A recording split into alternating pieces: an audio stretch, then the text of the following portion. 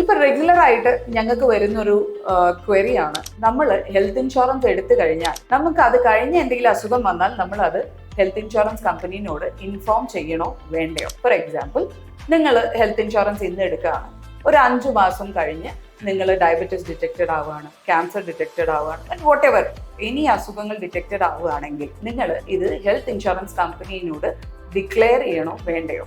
R you liable to declare or not? അതിൻ്റെ ഉത്തരം no. നിങ്ങൾ എന്ന് ഹെൽത്ത് ഇൻഷുറൻസ് എടുക്കുന്നോ ആ എടുക്കുന്ന സമയത്ത് നിങ്ങൾക്ക് എന്തൊക്കെ അസുഖങ്ങളുണ്ട്, that is what we say PD, അല്ലെങ്കിൽ എന്ത് പ്രോബ്ലം ഉണ്ടെങ്കിലും യു ഹാവ് ടു ഡിക്ലെയർ. അതിൻ്റെ ബേസിസിലാണ് നിങ്ങൾക്ക് ഹെൽത്ത് ഇൻഷുറൻസ് അവർ ഇഷ്യൂ ചെയ്യുന്നത്. അതിനുശേഷം എന്ത് അസുഖം നിങ്ങൾക്ക് വന്നു കഴിഞ്ഞാലും അത് ഹെൽത്ത് ഇൻഷുറൻസ് കമ്പനി കവർ ചെയ്യാൻ ലയബിൾ ആണ്. ഇതിന്റെ പുറമെ ഇതിൽ കുറച്ച് ക്ലോസസ് ഉണ്ട്, അതെല്ലാവർക്കും അറിയാം. 2 year waiting period, 2 or 3 year depending upon the company.